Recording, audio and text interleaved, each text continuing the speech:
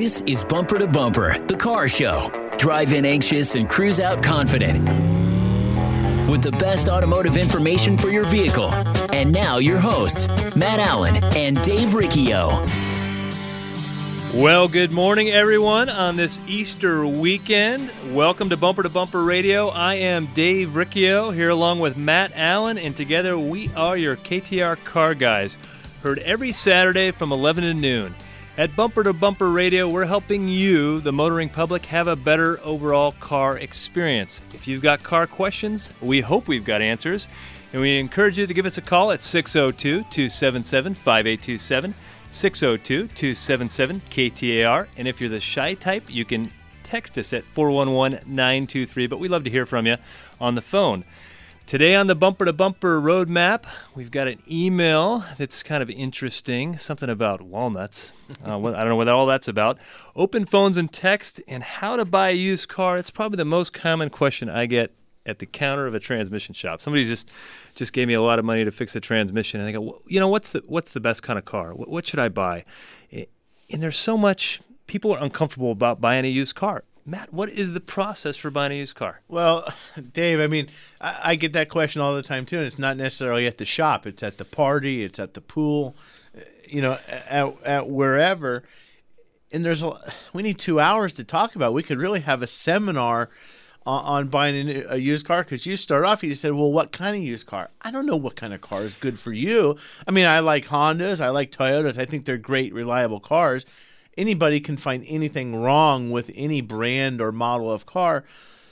So right off the bat, you just want to know status. You want to look good. That's why I bought a Honda Element. Right, and that's why you're trying to sell it too, right? That's right. But so you've got to identify what car works for you. It doesn't matter if I like a Toyota pickup or I think somebody should, I think a BMW is a great car. You've got to identify what you want for you. And I think it's budget is an issue. So are you buying a car for your 17-year-old daughter? Are you buying a car for the family? What kind of money are we looking to spend on this? And so the process, do you go to a dealer and just buy a used car, or do you go to a private party, Craigslist? Do we go to Craigslist to buy a used car? How do we do it? Well, I think either way is just fine. It depends on what you want to do. I guess the first thing, everybody has an idea. Maybe the daughter, I want a Mustang. Well, is that realistic? Is your 16-year-old daughter really going to get a Mustang? Not a good idea. Or can they afford one? Or I'd love to have a BMW. Can I afford to buy the car? And then secondly, can I afford to maintain the car? So let's figure out what we want. And once we have an idea of what we want, then we probably need to start off by going to the bank. Go to the credit union, Arizona Central Credit Union, for example. You want to go in there and you want to get pre-approved. It doesn't matter if you're going to the dealership. Yeah, the dealership has financing. They've got all that stuff in-house, so that makes it convenient. So when you go to a private party, you've got to be ready to buy. I would still be ready to buy to go to the dealer, because that's one less thing you do. So start off at your credit union and go find out how much car you can afford, get pre-approved.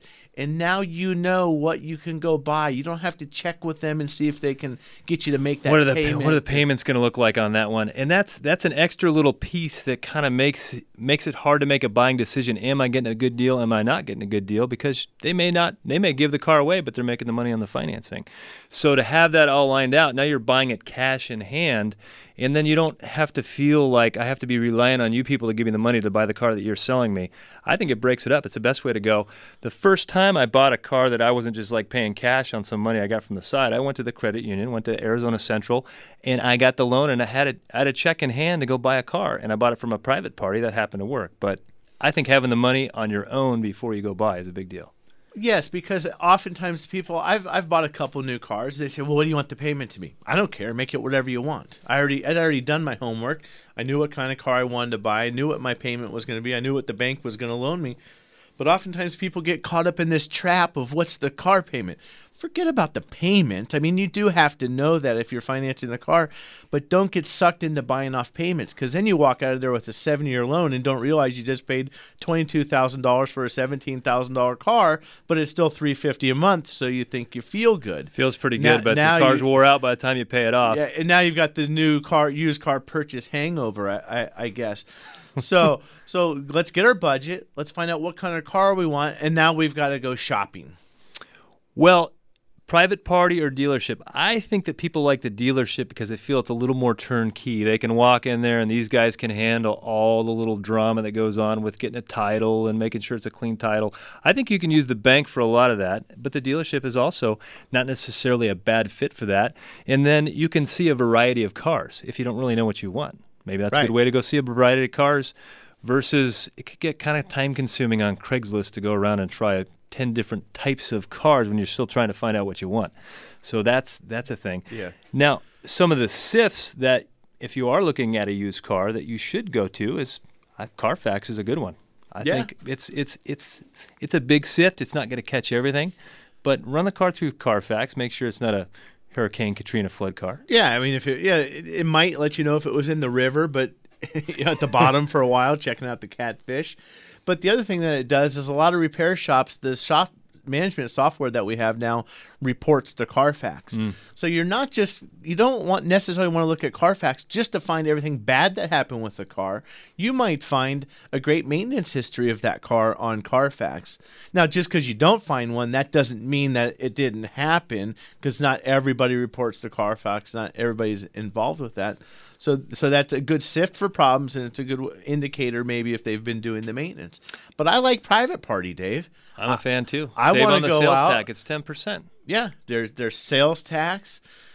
Typically, you're gonna, maybe you're buying the car from the first owner. Let's not talk about the $3,000 to $5,000 car right now. Let's talk about the $20,000 car. You can probably go out and meet that person and talk to the person who's been driving that car since it was new. Maybe they have all their maintenance records, where you may not get that stuff at the dealership. I'll never forget. I was looking for a Grand Cherokee when I first got married, and we were thinking about starting to have a family and everything. And I'm at the dealership, and this guy, salesman, pulls around this Grand Cherokee. It's all jacked up and big tires and everything. Yeah, a little old lady traded this thing in just last week. Come on, a little old lady was driving that car. Yeah, little old lady traded it. He forgot what he just got out of with that lie. I mean, that's. I get the feeling they'll tell you whatever they need to tell you to make it happen.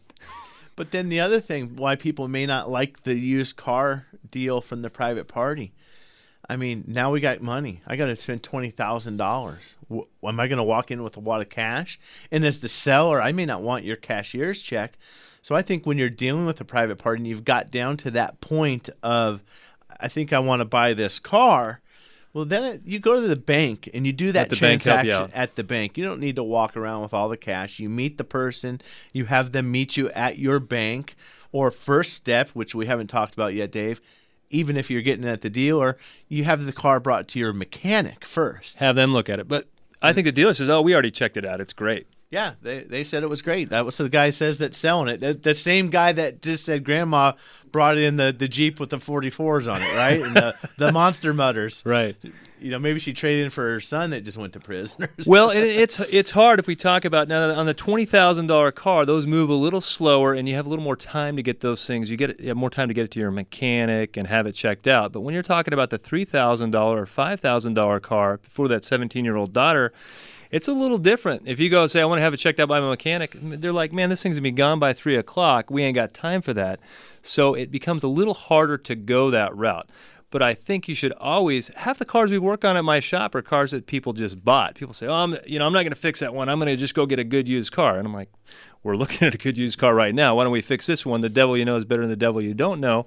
So when you're buying a used car, you've said it, is that also in that budget thing you're talking about, we're not talking about the $20,000 vehicle. We're talking about the $5,000 or $10,000 vehicle. Some money in there for the repairs they didn't do or the maintenance they didn't do, and that's why they're selling the car. Well, I can promise you that there is no used car out there for sale that just had all the maintenance done, all the repairs are current, all the service bulletins are done, and that car is in pristine and cherry condition because they did everything and now they want to sell it. Here's the way it goes in my shop. Just whatever you got to do just to fix it so I can sell it. So that's what they're doing when they're getting ready to get it out of a car. So you got to be cognizant that that's happening. But now we're talking about the $20,000 car. Maybe it's got 35,000 miles on it. Well, we hear it a lot too. Oh, it's all ready to go. They did everything. They did all the maintenance. Well, there may not be any maintenance due. You have a 29,000 mile car. It's going to have a 30,000 mile service. You got something that you're buying that's 36,000 miles old. It's going to have something due at 40. So again, when you're making your budget, you want to make sure you're buying a car that you can afford to take care of and also afford so that you have a long, good life of ownership and experience with the car.